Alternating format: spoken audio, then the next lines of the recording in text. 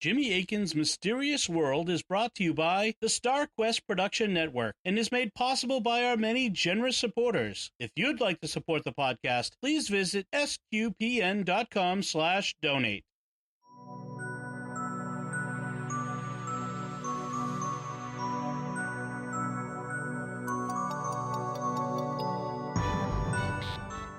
You're listening to Episode 6 of Jimmy Akin's Mysterious World, where we look at mysteries both supernatural and natural, anything that's strange, odd, or makes you wonder, the claims and counterclaims from the perspectives of both faith and reason.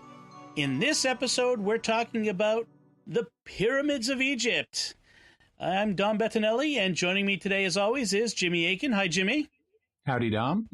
So, Jimmy, the Pyramids of Egypt are one of those big, it's one of the seven wonders of the ancient world. Lots of things have been said about them. The movie Stargate is based around aliens building the pyramids. So let's talk about it. But first, let's talk about your personal experience. You've been to the pyramids. I have. First, though, I want to remind people to like, comment, subscribe, get notifications, and share the podcast. Also, we've added that new segment at the end of each episode, Mysterious Headlines. So be sure to stick around and find out what's in the Mysterious Headlines this week. But you're right. I have been to the pyramids at Giza in Egypt. Egyptology is one of my hobbies. I've done a number of courses and books and things like that on Egyptology. I think it's a fascinating subject. And so I've kind of followed the subject for quite some time. And a number of years ago, on a Catholic Answers trip, I was able to visit Egypt. And we took a bus from the port city of Alexandria down to Cairo, which is right next to the Giza Plateau. Giza, where the famous pyramids are, is essentially kind of in the suburbs of Cairo. And so it's really strange when you're like on a bus on this freeway in Cairo and you look over and behind the buildings, you see the pyramids popping up, behind the city skyline. That's kind of weird. Yeah. And then when you actually get to the plateau, you can walk around the pyramids. There are lots of people there who will want you to ride camels and try to befriend you and charge you money and things like that.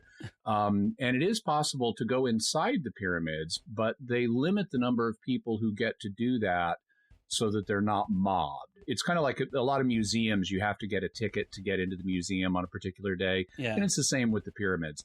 And I was fortunate enough to get a ticket to visit the Pyramid of Khafre, which is the one in the middle.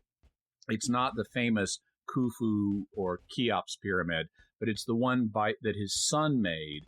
It's in the middle. It's the one that still has some of the casing stones up at the top.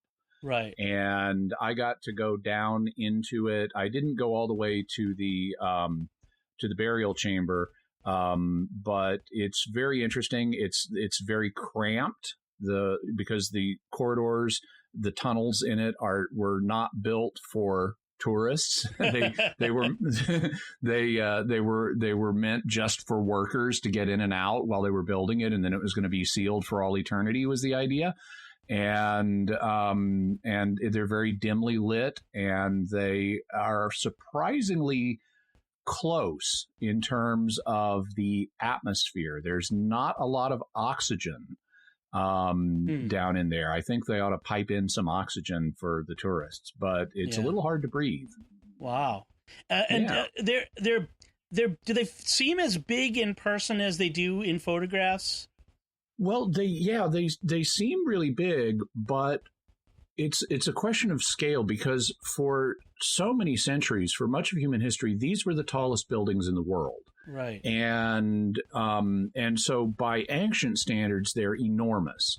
But coming from a modern American perspective, where everything is huge and you have city skyscrapers that are 50 or 100 stories tall, they're nowhere near that big. Right. But I did do one of the things that I try to do everywhere I go. It's kind of whenever I go to a famous place, I walk around it to just kind of imprint my personal timeline on this moment in space and time. And so like when I went to New Orleans, I walked the entire length of Bourbon Street all the way up and down, even where it's residential. And when I went to Giza, I didn't have time because of our time at the stop was limited, but I didn't have time to walk all the way around the Great Pyramid, but I did walk all the way up and down one side of it. Wow. And so, and it is quite big. Yeah, I always get that feel like when I go to a sports stadium, whether it's a football stadium or a baseball park, on TV they look enormous, but when you get there, they're much smaller than you see on TV. So that was my curiosity. So they're bigger on the inside of reality as opposed to the outside of reality of TV. Mm-hmm. So as to the mystery surrounding the pyramids, what are the mysteries that people claim, the mysterious claims people make about the pyramids of Egypt, these particular pyramids, frankly? Yeah, and we may have other episodes where we talk about other pyramids, but talking about the ones at Giza, the claims include a bunch of different things. One of them is that the pyramids are much more than just tombs for dead pharaohs. It's claimed that they manipulate mysterious energies, and this was kind of a thing that was a fad in the 70s, pyramid power. There were claims that, like, if you place a plant or a razor blade under a pyramid, it will improve its growth or its sharpness. Like a pyramid shape, not literally the pyramids of Egypt. The pyramid shape, yeah. But the idea would be that these pyramids similarly manipulate mystical energies in some way. It's been claimed that they're much older than modern archaeology dates. The modern archaeology says they're about 4,500 years old, about 2,500 BC. But some claim they're like 10,000 BC. Right.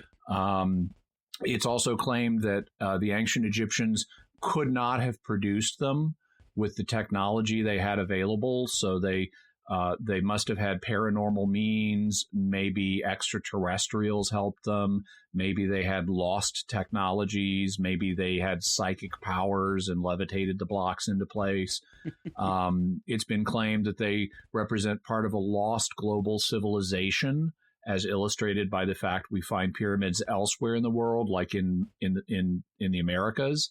And it's been claimed that they encode prophetic messages about our future, and that if you study the architecture of the pyramids and like the way the tunnels are slanted, they correspond to different world events much, much later in history.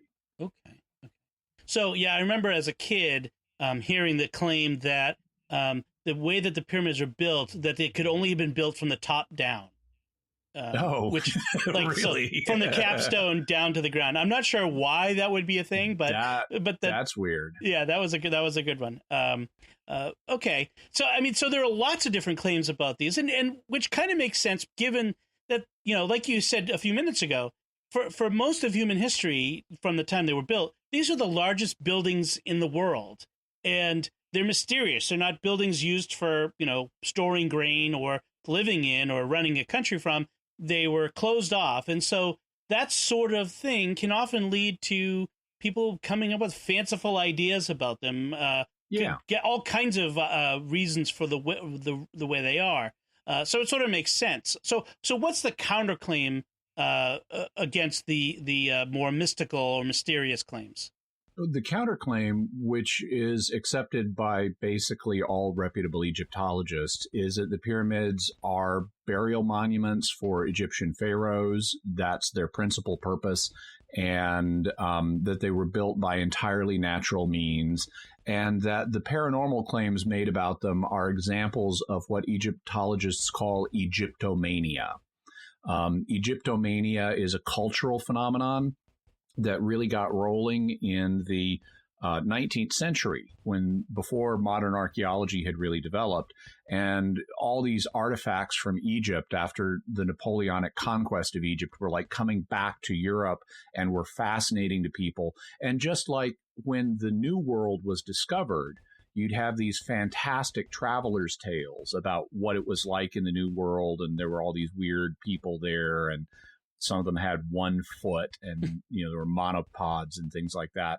And it was not true, but you had these exotic, fanciful tales being made up about this newly discovered land at that point in the New World. And then with all these artifacts coming back from Egypt, you had similar kind of travelers' tales developing around Egyptian culture that were also wildly inaccurate and then got corrected once archaeology developed. Okay. All right. So, so Egyptomania. So, I mean, I can imagine to a 19th century Frenchman say the appearance of a sarcophagus with a mummy in it would have been something pretty, like it's still cool. Yeah, it's still cool. But back then, like to us, it would be like an alien corpse. I mean, it just would be so outside the realm of their normal world that it could engender these more fanciful ideas of what they could be the result of. Yeah, and just like with the New World travelers' tales, people always try to relate things to what they know, and so there were assumptions like that Native Americans would speak Hebrew or things like that because they must have broken off a long time ago, and Hebrew was the oldest language that most people knew about. Right. And so they would assume, and then of course, no, they don't speak anything like Hebrew. And the same thing happened with with Egyptomania. People would say, oh, the pyramids must relate to biblical prophecy. And they would even try to find references to the pyramids in the Bible, even though they're not mentioned, and things like that. Okay. Did the pyramids at Giza exist at the time of the Jewish captivity in Egypt of Ramses? Yes. Yeah. They would have been built more than 1,000 years before the Exodus. Okay. So they would have already been there. We do have records in the Bible of the Hebrew slaves in Egypt building certain cities, but they are later in date than the pyramids. Okay. Just because I can imagine folks might want to know like how that relates then. Since the Bible doesn't mention the pyramids, but there's lots of things that aren't mentioned. By then, after 1,000 years, they'd kind of be the part of the landscape, I would assume, and not particularly worth mentioning unless they entered into the particular story. Yeah, well, why would you want to talk about the tombs of those dead pagan kings that were the oppressors of our people? Right, and the capital of Egypt at the time of that captivity was not Cairo. Was not Cairo. Right. Yeah. Okay. So, what do we know about the pyramids? What is established about the pyramids themselves? Well, one of the things we know is how they got built, because this architectural form didn't come out of nowhere. We see a progression archaeologically from simple burials all the way up to pyramids, and then they shift from pyramids to something else. And originally, the Egyptians would bury their dead in pits that they dug in the sand. And by being in contact with the dry desert sand, the corpses would naturally mummify. All of the moisture in them would leach out into the sand, and you'd have this mummified corpse naturally. But the problem was that that these weren't secure burials. Because animals would come and dig them up, and sands move, they shift, and grave robbers will come in to try to get the grave goods that you buried with them, and so to address that problem, they came up with an invention that today we call a mastaba. A mastaba it's from an Arabic word that means a bench. And it's basically a rectangular mud covering. It's like a big shoebox kind of that they would use in their graves to protect the bodies of the dead. And over the course of time, just once something gets started, people say, "How can we make this more special?" And once mastabas began to be used for at least burying important figures like court officials, court officials kind of get into competitions about who can have the best whatever. And so at one point, some Egyptian architects got the idea, hey, what if we put a slightly smaller mastaba on top of the big mastaba? and then, hey, why don't we put another even smaller mastaba on top of that? And so we see this development of what's called a step pyramid, which is essentially a series of mastabas with the little ones set on top of progressively bigger ones. And that's how the pyramid form developed. It developed by stacking mastabas on top of each other, so that you had this essential pyramid shape, but with steps, kind of like a staircase going up each side. And then they said, "Ooh, okay, so that's nice, but maybe we could make it fancier by adding casing stones, so we have a smooth slope instead of that staircase slope." And so then they started trying to do pyramids like that, and they made mistakes along the way. There's one that's out in the desert where they started to put on the casing stones and they all slid off, revealing the step structure underneath. And there's another one where they started to build, and then they realized we're building at too steep of an angle, and they had to change it to a lesser angle, and that's called the bent pyramid. Egypt had contractor problems too. they did, and in fact, these were contractors. It's actually a myth about the pyramids that they were built by slave labor. We know that was not the case. They were built by free labor. Apparently, during the seasons when the Nile was flooded, and so you couldn't do agriculture because all the fields are flooded right now, which is how they regenerate. And so during the periods where the Nile was flooded, people needed something else to do, and at certain points in history, they were hired to build the pyramids. Interesting. In any event, and there are some of these pyramids that are like, there's one, it may be the bent pyramid, I forget, but like, when you go inside it, and you're very lucky to get to go inside it because it's very dangerous in there. If you go into the burial chamber, because the pyramid is unstable, it actually could suffer an internal collapse. And the Egyptians, to stop that from happening, had these like big cedar logs that they used to prop the stones apart in the burial chamber to keep them apart. Oh, wow. But then the pharaoh said, I don't want my tomb being crushed at some point on the way to eternity, so we're just going to scrap this one and start a new pyramid. Oh, wow. and eventually they got it right, and they started building at Giza. Cheops, or is his Greek name, but Khufu, his Egyptian name, built the Great Pyramid, which is the biggest. And we know that it was him, and we know when he lived because we have, records of their dynasties and so forth. But we know it was Khufu for a couple of reasons. One of them is atop the king's chamber in the Great Pyramid, there are these relieving chambers to take stress off of the chamber so it doesn't get crushed.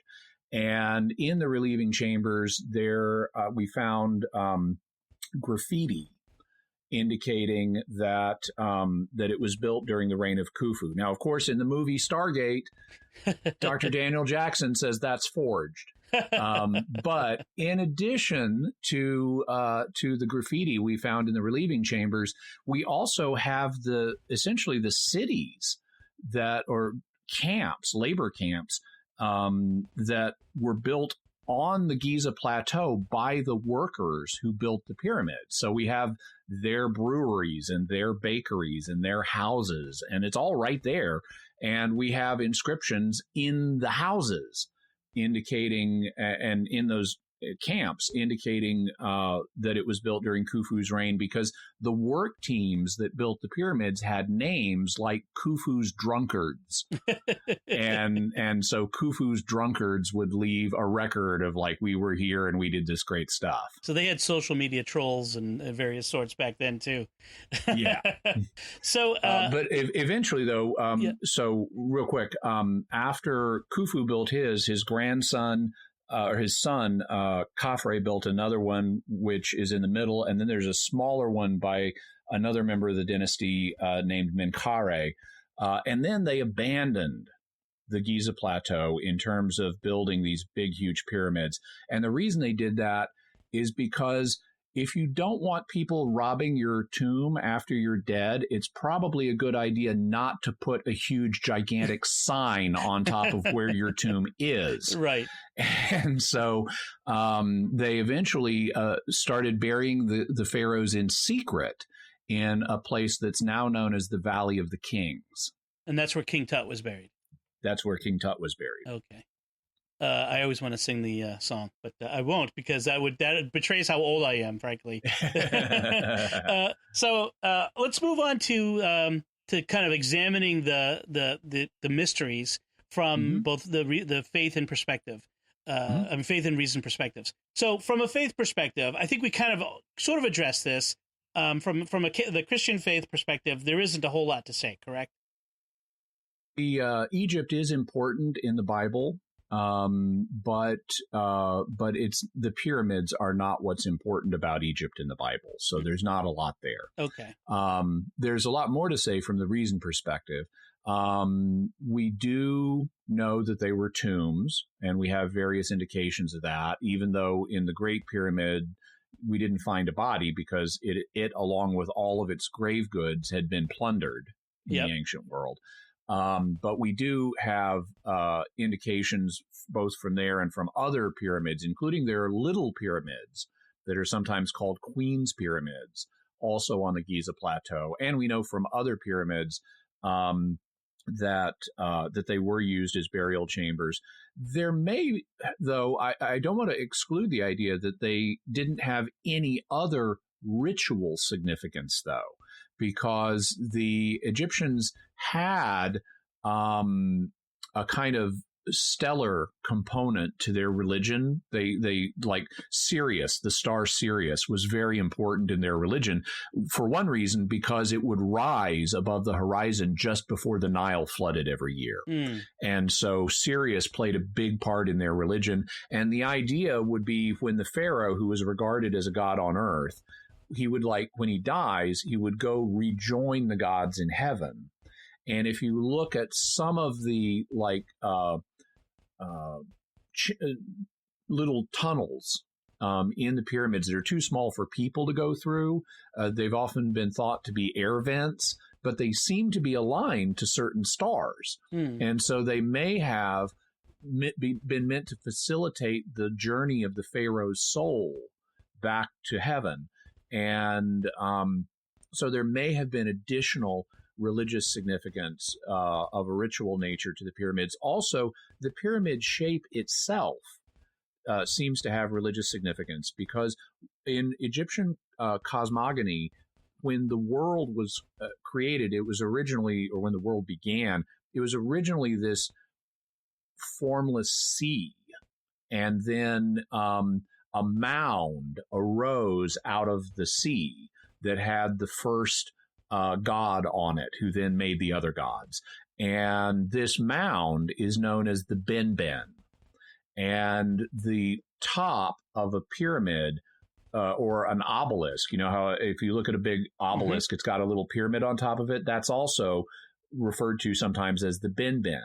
And so it looks to me and to others as if the pyramid shape itself is meant to reflect the primordial mound that was the beginning of the world.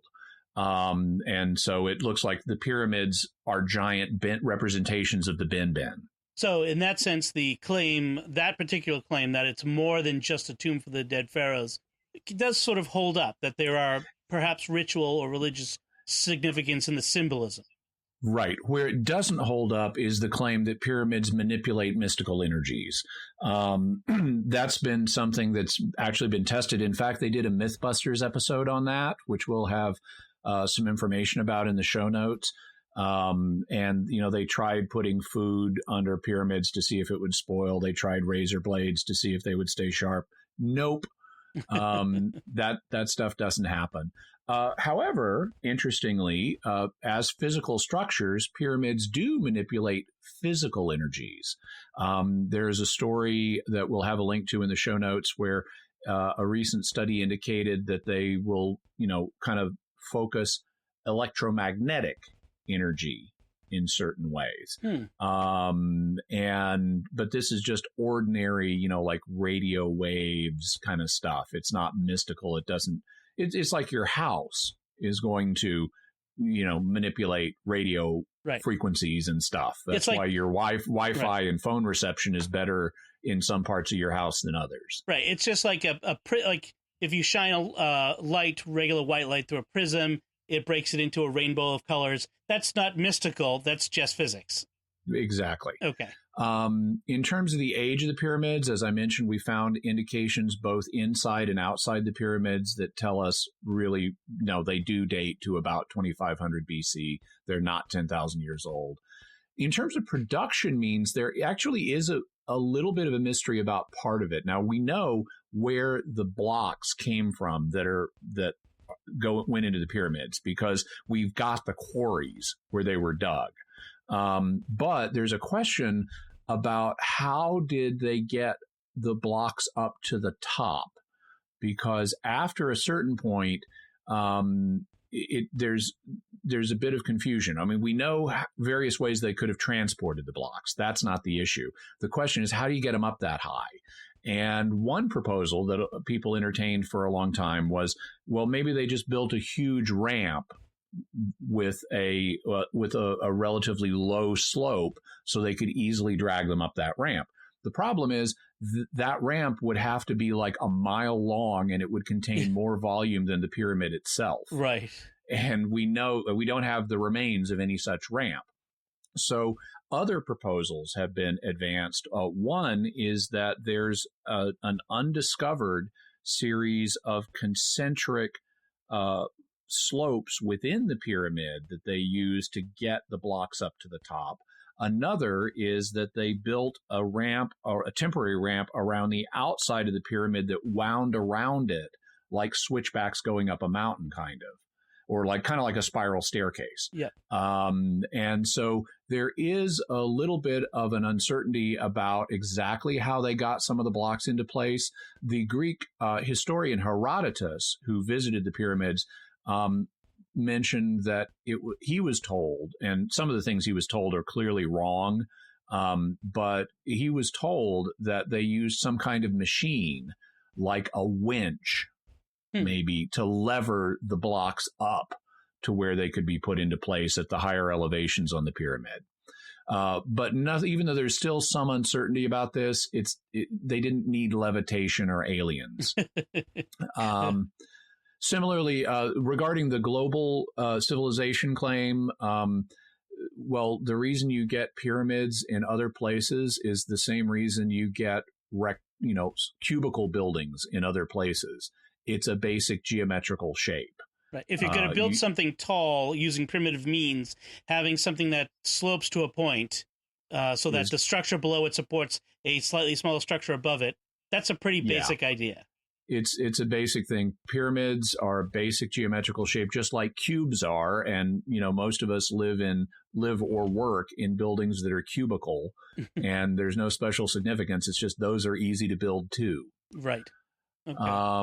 In terms of prophecy, there's no basis in the Egyptian religion for the idea that they encode prophecies, and implausibly, the people who have tried to interpret the pyramids as prophetic texts have tended to focus. It's like when people read the book of Revelation, they always think it's about to be fulfilled in their own day.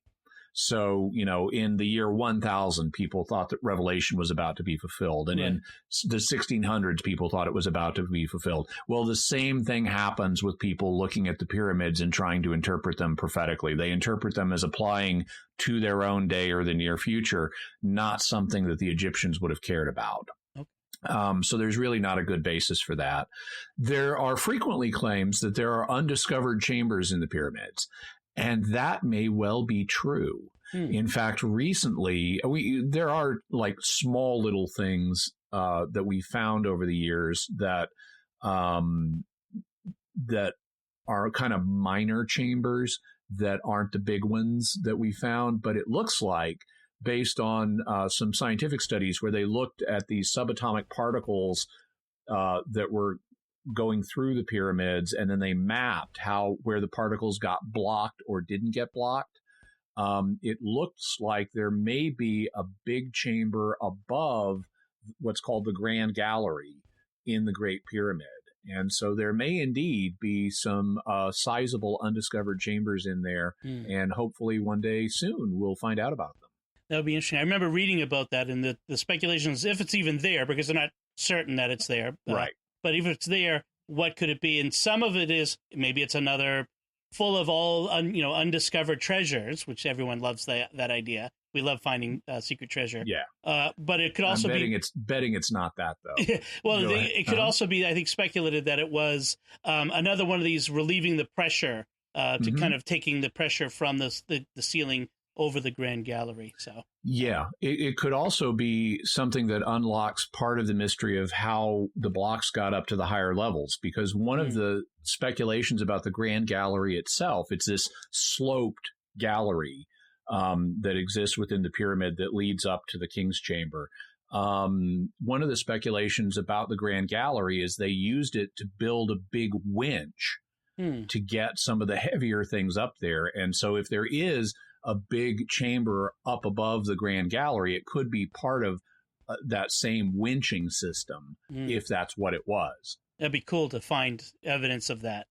I just love, I love finding thinking that archaeology hasn't discovered everything yet, and maybe there's more to find out there, which is neat.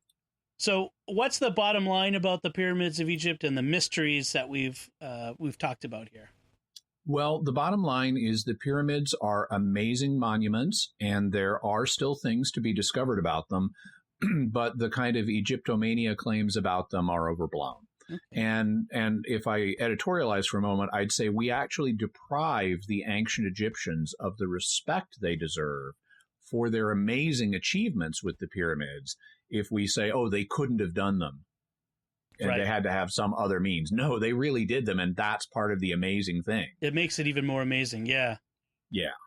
We'll have further information in the show notes on a bunch of different resources you may want to check out, so be sure and check that out.